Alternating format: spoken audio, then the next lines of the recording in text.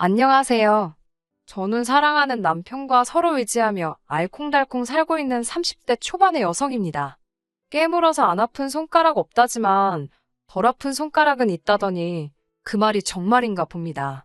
제 남편은 안 아픈 손가락이었나 봐요. 얼마 전 시부모님으로부터 충격적인 소리를 들었습니다. 남편은 두 번 다시는 시부모님을 보지 않겠답니다. 제 직업은 홈쇼핑 쇼호스트입니다. 어느 채널인지 무슨 방송을 주로 하는지는 말씀드리지 않을게요. 그러면 금방 알아보실 것 같아서요. 제 직업이 연예인은 아닌데 생각보다 은근히 알아보시는 분들이 계시더라고요. 이름 석자는 모르셔도 어디서 본 것 같은데 누구더라? 이런 식으로요. 그럴 때면 감사하기는 한데 한편으로는 행동 하나하나에 조심스러워지기도 합니다. 덕분에 이 일을 시작하고 얼마 지나지 않아서부터는 인간관계에 있어서 꽤나 조심하는 편이에요. 괜한 구설수에 오를까 봐서요. 심지어는 주변에서 소개팅 자리를 주선해준다는 사람들도 있었는데 전부 다 거절할 정도였네요. 그러다 남편과 사랑에 빠졌습니다. 당시 남편은 저와 같은 직군에서 일하고 있었어요. 그렇다 보니 제가 처한 상황이나 제가 받는 스트레스를 잘 이해해 주더라고요. 저 역시 남편의 고충을 누구보다 잘 헤아려 줄 수 있었고요. 그렇게 서로가 서로를 보듬어 주면서 바쁜 와중에도 틈틈이 사랑을 키워나갔습니다. 그리고 1년간의 연애 끝에 양쪽 집안의 식구들과 친구들, 그리고 동료들로부터 많은 축하를 받으며 부부의 인연을 맺었네요. 사실 제 주변에는 외적으로 예쁘고 멋지고 잘난 사람들이 꽤나 많습니다. 그래서인지 다들 그렇게 서로의 외모와 직업, 배경 등을 중요하게 여기는 듯했어요. 특히 결혼할 때는 그뿐만 아니라 연봉이라던가 좀 더 세부적인 조건들을 많이 보는 것 같았고요. 저도 결혼은 현실이라는 말에 공감하기 때문에 절대로 사람들의 그런 기준이 잘못됐다고 생각하지 않습니다. 다만 제 주변 사람들을 보면 너무 그런 조건들에만 치중하여 결혼한 사람들은 얼마 지나지 않아서 이혼을 하거나 각방을 쓰는 식으로 사이가 틀어지고 멀어지더군요. 그래서 저는 결혼 전부터 그런 조건보다는 사람의 됨됨이를 봐야겠다고 생각했어요. 물론 경제력이나 외모도 중요하지만 저에게는 그런 건 주변 사람들의 중간값 정도만 되면 충분했습니다. 그런 의미에서 다정하고 섬세하고 남을 배려해주는 성품의 소유자인 남편이 제가 찾던 바로 그 사람이었어요. 하지만 결혼 생활을 해보니까 배우자의 됨됨이만으로 해결되지 않는 부분이 있더라고요. 그건 바로 배우자의 가족들이었습니다. 가끔은 콩 심은데 엉뚱한 게 나기도 한다는 걸 배웠다고 표현하면 적당할까요? 시댁 식구들을 보고 있으면 남편이 불쌍하게 보일 때가 한두 번이 아닙니다. 저희 남편은 위로 3살 많은 형과 아래로 2살 어린 남동생이 있는 삼형제 중 둘째입니다. 저는 외동으로 자라서 잘 모르지만 남편에게 들어보니 삼형제 중 둘째는 아주 서러운 위치인 것 같더라고요. 일단 남편의 형, 그러니까 아주버님은 굉장히 머리가 비상했답니다. 어렸을 때는 동네에서 천재라고 하면 다들 아주버님을 떠올릴 정도였대요. 성적도 초등학교, 중학교 때까지 전교 1등을 놓친 적이 없었고요. 하지만 과학고등학교라고 전국에서 똑똑하다는 애들이 다 모인 곳에 가니까 맥을 못 추더래요. 심지어 졸업할 무렵에는 거의 꼴등이나 다름없었다나 봐요. 대학은 그래도 기본으로 하던 게 있으니 서울에 있는 학교를 가긴 했지만 본인도 자존심이 어지간히 상했을 거고 시부모님은 그런 맏아들이 안타까워 죽으려고 하시고 남편은 당시 산업 디자인을 전공하고 싶었지만 어머님 아버님이 형님한테 속된 말로 몰빵을 한 탓에 돈이 없다 하시더래요. 결국 남편은 아르바이트와 장학금 그리고 여의치 않을 때는 휴학을 해가며 간신히 학교를 마칠 수 있었답니다. 뿐만 아니라 2살 어린 동생 그러니까 도련님은 어려서부터 운동에 소질이 있었대요. 시부모님께서는 그런 도련님을 훗날 국가대표 축구선수로 키우시겠다고 지극정성으로 공을 들이기 시작하셨고요. 그리고 개인적으로 남편에게 들은 이야기 중 이 부분이 가장 서러웠는데요. 어머님이 도련님 체력 길러주신다며 매일같이 집에서 소고기 수육을 삶으셨답니다. 소고기가 없으면 장어, 장어가 없으면 문어, 하지만 남편은 거의 먹어본 적이 없다더군요. 남편이 어린 마음에 몇 번, 왜 자기는 안 주냐고 투정을 부렸었는데, 어머님이 너가 뭘 잘한다고 이런 걸 먹냐고 그러시더래요. 어린 마음에 어머님의 그 말이 마치 날카로운 얼음 송곳이 되어 가슴을 후벼 파는 것 같았답니다. 제가 더 이 이야기를 듣고서 속상했던 이유는 실제로 보시면 아시겠지만 도련님과 남편이 키 차이가 10cm 가까이 나거든요. 남편도 작은 키는 아니지만 그때 같이 먹이셨으면 좀 좋냐고요. 제 남편만 그렇게 서럽게 컸다는 사실을 알게 됐을 땐 정말 제가 당한 일인 것 마냥 속상하더라고요. 하지만 이게 전부가 아닙니다. 앞으로 제가 들려드릴 이야기에 비하면 정말 이건 아무것도 아니에요. 결혼식을 올릴 때만 해도 솔직히 어머님께서 아들 삼형제를 똑같이 잘해주시는지, 누구는 더 예뻐하고 누구는 더 미워하는지 제가 알 턱이 없었습니다. 다 같이 모여본 적이 없거든요. 일단 아주버님의 경우, 이렇게 표현하는 게 적절한지 모르겠지만 제가 보기엔 자포자기한 사람처럼 살고 있습니다. 고등학교 때 자기보다 공부를 못하던 누구도 어디 회사에 들어갔는데 중학교 때 자기한테 수학 물어보던 누가 지금 교편을 잡았는데 매일같이 자기보다 못했던 사람들을 씹어대면서 자기 처지를 비관하고 있지요. 정작 본인은 아무 노력도 하지 않고 매일 집에서 TV만 보고 술만 마시면서 말이에요. 그런데도 부모라는 존재는 자식을 포기하지 못하나 봅니다. 시부모님께서는 그런 아주버님의 모습을 보시고도 놓지를 못하셨어요. 제가 남편과 결혼할 때부터 최근까지도 어머님께서는 일주일마다 반찬을 만들어서 아주버님 집에 가져다 주시고 간 김에 청소에 빨래까지 하고 오셨습니다. 심지어 결혼 초 저에게 네 아주버님도 너같이 예쁘고 좋은 여자 만나서 애 낳고 살면 정신 좀 차리지 않겠냐며 저 같은 여자 좀 데리고 오라고 졸라대셨는데 거절하느라 정말 진땀을 뺐습니다. 도련님의 경우도 잘 풀리지가 않았더군요. 처음엔 어머님의 극진한 정성 덕분인지 고등학생 축구 선수들 중 유망주로 손꼽히기도 했었답니다. 하지만 성공을 하기도 전에 주변에서 너무 띄워준 탓인지 남편 표현에 의하면 한마디로 허파에 바람이 가득 찼었답니다. 운동을 소홀히 하기 시작했고 그 시간에 친구들과 어울려 놀기 바빴다고 해요. 여학생들한테 인기도 많았기에 그 세상에 취해 있었고요. 그런 도련님이 안타까워 남편이 몇 번이고 타일러 보려고 했지만 잘 안 됐답니다. 결국 이후에 도련님은 입단도 못했고 대학도 못 갔습니다. 부산까지 입게 되면서 지금은 이 일도 했다가 저 일도 했다가 한마디로 하루 벌어 하루 먹고 사는 모양이더라고요. 그러다 한 번씩 시부모님이나 저희 남편한테 전화해서 용돈 달라 그러고 제가 어머님이라면 말이에요. 물론 잘 안 풀린 두 아들도 안타깝겠지만 그 와중에 혼자라도 잘 커준 둘째 아들, 그러니까 제 남편이 너무너무 기특할 것 같거든요. 그런데 어머님은 그렇게 생각을 안 하시는 눈치였습니다. 오히려 언젠가 한 번은 저희 부부를 불러다 놓으시곤 형도 동생도 하루하루 힘들게 사는데 너희 둘만 좋아 죽는다고 티내지 말라 하셨어요. 신혼부부한테 사이좋은 티를 내지 말라니 어이가 없어서 남편하고 집에 와서 한참을 웃었지 뭐예요. 비록 시부모님이 자식을 사랑하는 방식을 제가 이해할 수는 없었지만 그때만 해도 그게 저희 결혼 생활에 직접적인 영향을 끼치진 않았기 때문에 크게 신경 쓰지는 않았습니다. 하지만 어머님이 저희 부부를 대하시는 태도가 선을 넘기 시작하면서 상황이 달라졌네요. 제가 구체적인 연봉을 밝힐 수는 없지만 예를 들자면 제가 한 달에 1,000을 번다면 남편은 7, 800 정도를 벌어요. 이건 연애할 때부터 지금까지 계속 비슷한 상황입니다. 이 부분은 결혼할 때부터 알고 있었기 때문에 저에게 큰 문제가 되지 않았습니다.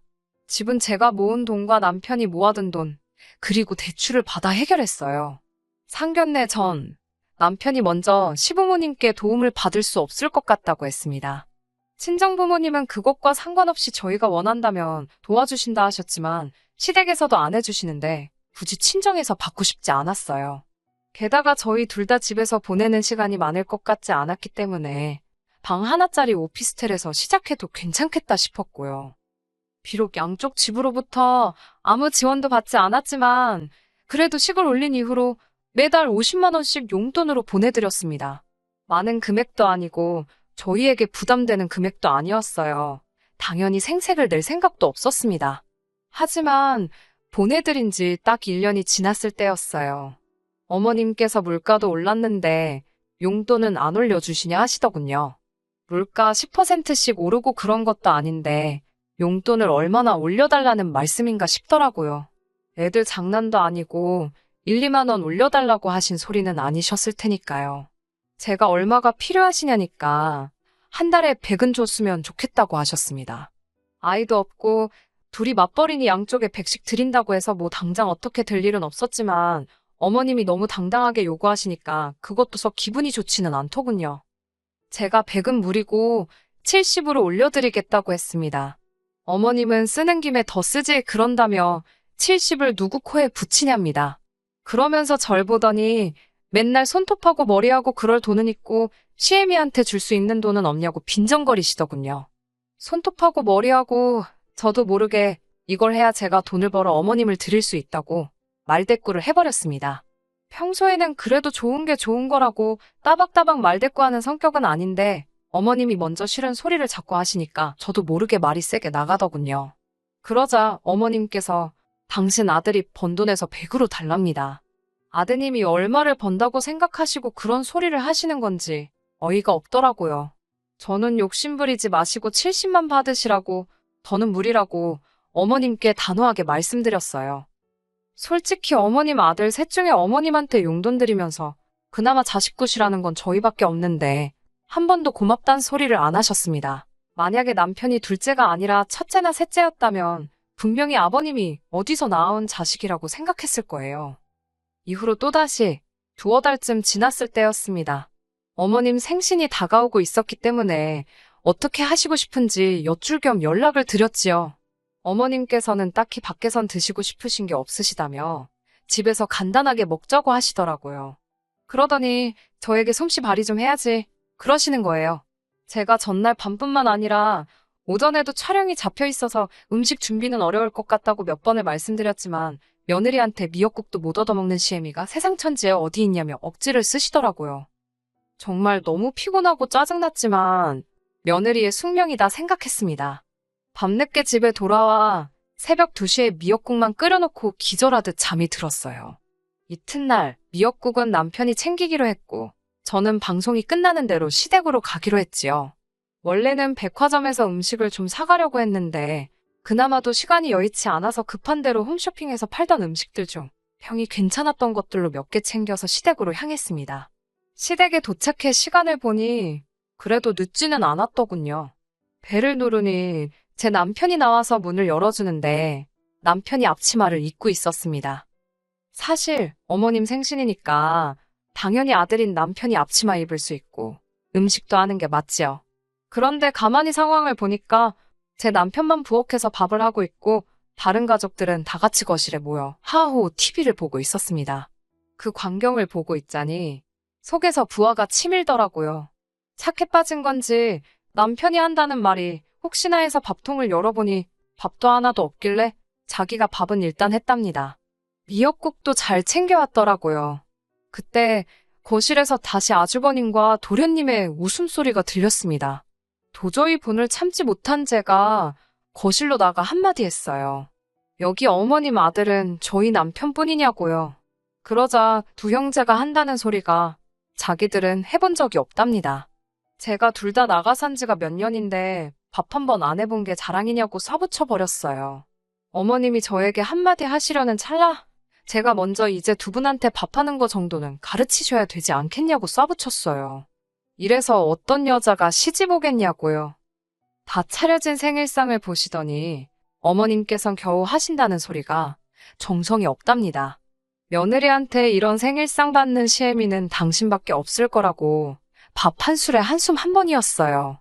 분명히 못한다고 했는데 억지로 시키시곤 있는 대로 깎아내리시니 저도 밥맛이 뚝 떨어지더라고요. 그런 와중에도 아주버님하고 도련님은 개의치 않고 밥만 잘 먹대요. 오직 제 남편만 어머님 기분을 살피느라고 그러지 말고 이것도 드셔보셔라, 저것도 드셔보셔라 권하고 있었습니다. 집에 갈 때쯤 어머님이 부엌에서 아주버님과 도련님한테 뭘 좀 챙겨주시는 것 같았습니다. 전 별 관심도 없었고 딱히 궁금하지도 않더라고요. 그때 남편이 저희 건 없냐며 어머님께 물어봤어요. 어머님이 살짝 당황하신 눈치였어요. 남편한테 제가 그냥 가자고 했는데 남편은 고집을 피우더라고요. 그러자 어머님은 티나게 못마땅한 티를 내시며 너도 가져가라며 작은 반찬통 하나를 주셨습니다. 남편이 아주버님과 도련님 걸 보더니 바뀐 거 아니냐고 물었어요. 우리는 두 식구고 저쪽은 혼자인데 어째서 저쪽 반찬통이 훨씬 크냐고요. 그러자 어머님께선 너네 입이 짧지 않냐면서 우물쭈물 말끝을 흐리셨어요. 딱 봐도 저희한테는 주시려던 생각이 없으셨던 거지요. 저는 남편을 쿡 찌르며 그만하고 가자고 했습니다. 남편 표정이 영 좋지 않았어요. 집으로 돌아와 어머님이 챙겨주신 반찬통을 열었습니다. 저도 남편도 솔직히 너무 실망하고 말았어요. 차라리 안 가져오느니만 못한 상황이었거든요. 드시던 거였어요. 하얀 콩나물이었는데 어떻게 드신 건지 한쪽에만 벌겋게 고추장 같은 게 묻어 있더라고요. 누가 봐도 이건 통째로 열어놓고 드시던 반찬통이었습니다. 저보다도 남편이 먼저 열받은 티가 확 나더라고요. 어찌나 표정이 살벌하던지 제가 다 무서울 지경이었습니다. 저도 모르게 어머님이 착각하시고 잘못 주신 것 같다고 어머님을 두둔하게 될 정도로요. 그리고 이튿날 남편은 평소보다 훨씬 이른 아침에 지난밤 시댁에서 가져온 문제의 반찬통을 가지고 집을 나섰습니다.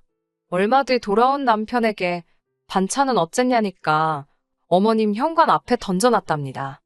사진도 찍어왔는데 가관이더라고요. 제가 미쳤냐니까 안 미쳐서 이 정도였다며 다시 침대에 올라가 아무 일도 없었다는 듯이 자는 남편이었습니다. 몇 시간 뒤 어머님께서 뭐 하자는 거냐고 연락을 해오셨습니다. 이미 관리사무소에서 남편이 그런 걸 다 확인한 참이라며 왜 그런 짓을 했냐고 물으시더군요. 저는 반찬통이 드시던 거던데 왜 그런 걸 주셨냐고 단도직입적으로 물었습니다. 어머님께선 미안하다는 말은커녕 준다고 안 했는데 갑자기 달라니까 그런 걸 주셨답니다. 아무렇지도 않다는 듯 말씀하시는 어머님 반응에 저도 좀 충격을 받았습니다. 그 이후로 한 3-4달 동안 어머님께 종종 연락이 왔지만 남편도 저도 거의 받지 않았어요. 받아봤자 좋은 소리 들을 것 같지도 않았고 무엇보다 남편이 원하지 않았거든요. 그리고 얼마 전 저와 남편이 결단을 내리게 된 결정적인 사건이 있었습니다. 아버님께서 당신이 사시는 집이 전세 계약이 끝났는데 그 건으로 저희와 긴히 상의할 것이 있다며 저희를 집으로 부르셨습니다. 아무래도 어머님과 남편의 사이가 냉전 중임을 아시고는 당신이 직접 연락을 하신 것 같았기에 차마 못 간다 소리를 할 수가 없었어요. 어머님 아버님이 사시는 집은 20평대 아파트로 서울 외곽에 위치하고 있었습니다. 그렇다고 시부모님이 아예 돈이 없으신 분들은 아니고 제가 알기로는 지방 어디에 땅을 제법 가지고 있다 들었습니다. 다만 그쪽에 개발 호재라던가 뭐 그럴듯한 소위 뉴스거리가 전혀 없어서 굳이 팔 이유도 살 이유도 없는 그런 땅이었어요. 그래도 어머님 아버님은 언젠가 좋은 소식이 있을 거라고 믿고 계셨지만요. 아무튼 어머님께선 평생을 지겹게 자식들 뒷바라지만 하면서 이 코딱지만한 집구석에서 살았더니 이제는 이골이 나신다면서 최소한 방 4개는 있는 큰 집으로 이사를 가고 싶다고 하셨습니다. 그러면 자식들이 부부싸움이나 어떤 일로 서럽고 집에서 나오고 싶을 때 당신들 집으로 올 수 있지 않겠냐면서요. 남편은 아무 말 없이 듣고 있었고 저는 며느리로서 적당히 그럴듯하게 네, 정말요? 와, 같은 호응만 해드리고 있었어요. 물론 속으로는 부부싸움하고 자기 부모한테 가는 남자가 몇이나 있을까? 그런 생각을 하고 있었지만요. 그때 아버님께서 받으신 집을 핸드폰으로 보여주시면서 땅을 담보로 일단 대출을 받을 생각이라고 하셨습니다. 그리고 부족한 부분은 저희더러 대출을 받아달라 하시더군요. 제가 깜짝 놀라서 그걸 저희가 왜 대출을 받냐고 하니 너희도 부부싸움하게 되면 둘 중에 한 사람이 와서 쉬면 되지 않냐는 겁니다. 제가 너무 어이가 없어서 비어져 나오는 웃음을 간신히 참으며 어머님께 어떤 며느리가 부부싸움하고 시댁에 가서 쉬냐고 물었어요. 부부싸움하고 친정을 가면 갔지 시댁에 왜 가느냐고요. 그러자 어머님께선 제 남편을 바라보시며 너가 와도 되지 않냐고 하시더군요. 그러자 남편도 어머님을 쳐다보며 오면 반갑게 맞아주기는 할 거냐고 묻더군요. 그런데 남편의 말에는 날이 잔뜩 서 있어서 서늘하기까지 했습니다. 죄송하지만 이유가 어찌됐건 저희는 대출을 못 받아들인다고 확실히 선을 그었습니다. 그러자 두 분은 저희 남편을 바라보면서 자식 새끼 키워봤자 하나 소용없다십니다. 순간 아주버님하고 도련님도 대출받아서 보태는지 궁금해지더군요. 어머님께 두 사람에게도 물어보셨냐 하니까 둘은 결혼을 안 했으니 부부싸움할 일이 없는데 뭐하러 대출을 받냐고 그러시대요. 당신들이 큰 집으로 이사를 가는 이유 중 하나는 너희들이 쉴 곳이 없을 때 쉬러 오라는 뜻인데 혼자 사는 애들이 집에서 쉬지 뭐하러 여길 오냐면서요. 그런 애들한테 대출을 받으라는 건 말이 안 된답니다. 하지만 저희는 결혼한 부부인 만큼 사올 확률이 높고 그러면 저희 둘 중 한 명은 무조건 집에서 나오고 싶어질 텐데 그때 시댁에 오면 되니까 대출을 받으라는 말도 안 되는 어머님 아버님의 무논리였어요. 어머님은 대출 받는 게 부담스러워서 그러는 거면 당신들이 대출을 좀 더 받을 테니 매달 원금하고 이자 얼마씩 어머님 통장으로 이체를 하랍니다. 그것도 좋은 생각인 것 같다면서요. 대신 밀리면 절대로 안 된다고 신신당부를 하시더라고요. 저희는 계속해서 싫다고 안 된다고 하는데 어머님은 저희 의견을 전혀 들으시려 하지 않으셨습니다. 남편은 나지막히 늘 이딴 식이었다며 화를 내기 시작했습니다. 공부 잘하는 형한테 치이고 운동 잘하는 동생한테 치여도 어머니한테 한 번 대든 적 없는 나한테 왜 그러시는 거냐며 내 나이가 30이 넘었는데도 어린 시절 느꼈던 비참한 마음을 또 느끼게 만드냐며 남편은 짐승처럼 울부짖고 있었습니다. 도대체 이럴 거면 자기를 왜 낳았냐면서 부모가 자식을 품어줘야지 왜 자식이 부모를 이해하고 품어야 하냐면서 소리를 지르더군요. 남편의 그런 모습을 처음 보셨는지 어머님 아버님께선 잠시 말문이 막히신 듯 했습니다. 만약 그때 어머님이든 아버님이든 둘 중 한 분이라도 남편에게 진심으로 미안했다고 사과 한마디만 해주셨다면 상황이 이렇게까지 악화되진 않았을 겁니다. 하지만 어머님께서는 너가 어려서부터 뭘 잘한 게 있어야 너한테도 투자할 맛이 나지 않았겠냐며 당신이 개같이 돈 벌어서 허튼 데 썼어야겠냐고 오히려 남편에게 화를 내시더군요. 그나마 너는 지금 직업도 있고 장가도 갖고 다 가졌지만 네 형이나 동생은 지금 저 모양 저 꼴로 사는데 불쌍하지도 않냐면서 남편더러 넌 왜 너밖에 모르냐고 못돼 처먹은 자식이랍니다. 그러자 남편이 어차피 자기는 이러나 저러나 욕먹는 것 같다면서 기왕 이렇게 된 것 속에 있던 말이나 다 하고 가겠다더니 이제 10원짜리 한 장 못 드린다고 그러더군요. 그러자 어머님 아버님도 그까지 푼돈 필요 없다며 땅 팔아 쓰시겠답니다. 남편은 땅으로 국을 끓여 드시던 떡을 해잡수시던 마음대로 하시라며 자기도 이제 어디 가서 누가 묻거든 부모 다 죽었다 할 거랍니다. 어머님 아버님도 자식 하나 죽은 셈치라대요. 남편 입에서 그토록 모진 소리가 나올 줄은 상상도 못했습니다. 남편은 덧붙이기를 행여나 제 와이프한테 연락해서 허튼 소리 하시거나 귀찮게 하지 마시라고. 그러면 그땐 형이나 동생한테도 제가 어떻게 나갈지 모르겠다며 살벌하게 경고를 날리더군요. 그제서야 아버님은 아들 자식이 머리통이 커지더니 부모한테 못하는 소리가 없다며 화를 내시면서도 어머님께 빨리 애한테 미안하다 소리 안 하고 뭐하냐며 소리를 지르셨어요. 하지만 어머님은 여전히 고개를 빳빳이 드시고는 당신은 최선을 다해서 자식을 키웠을 뿐이랍니다. 가능성이 없어서 투자를 안 했을 뿐이라며 저희더러 집값 안 오를 것 같은데 그 집 사는 멍청이도 있냐고 그러시더군요. 정말이지 제 어머님이지만 어떻게 자식을 집에다 비교할 생각을 하실 수 있는 건지. 남편도 차라리 잘 됐다며 멍청한 형 동생 때문에 맞이도 아니고 받은 것도 없이 자랐는데 혼자 효자 노릇 다 뒤집어 쓰는 줄 알고 걱정이 많았답니다. 그런데 이제 어머님 덕분에 마음 편하게 그런 책임감을 떨굴 수 있게 된 것 같다며 감사하다고 하대요. 그러면서 두 번 다시 연락하지 말라고 아주 못을 박았습니다. 저희 둘은 그날 이후로 지금까지 시부모님과 연락하지 않고 있습니다. 처음 며칠은 제가 그런 것도 아닌데 마음이 어찌나 불편하던지요. 그럴 때마다 남편은 그 어느 때보다 마음이 홀가분하고 편하다며 이게 다 제 덕분이랍니다. 부모한테도 못 받아본 무조건적인 지지와 사랑을 저에게서 받는다면서 매일 저를 보고 고맙다고 하네요. 부모 자식 사이는 하늘에서 내려준 인연이라 쉽게 끊을 수 없다는 말 들어보셨지요. 저도 그 말이 맞다고 생각합니다. 세월이 얼마나 걸릴지는 모르겠지만 언젠가 시부모님이 남편의 마음을 이해해 줄 날이 왔으면 좋겠습니다. 남편 가슴에 남은 응어리는 꼭 시부모님께서 풀어주셨으면 좋겠네요. 그리고 이건 궁금하실까봐 덧붙이는데 시부모님께선 땅을 내놓으셨답니다. 그런데 당신들이 알고 있던 시세보다 더 똥값으로 떨어져서 팔아도 재미는커녕 허탈감만 느끼시게 생긴 모양이에요. 그리고 저희가 드리는 용돈이 끊기면서 그동안 아주버님과 도련님한테 해다 주시던 반찬도 끊어진 것 같더라고요. 지금은 말 잘 듣는 며느리 보시겠다며 베트남 쪽 알아보고 다니신다는데 저도 두 분이 도대체 무슨 생각을 하고 사시는지 모르겠네요. 쓰잘데기 없는 관심은 치우고 남편이랑 저 단둘이 즐겁게 살겠습니다. 끝까지 들어주셔서 감사합니다. 오늘의 사연은 여기까지입니다. 구독과 좋아요, 알람 설정 부탁드리고 더 좋은 사연으로 다시 찾아뵙겠습니다. 감사합니다.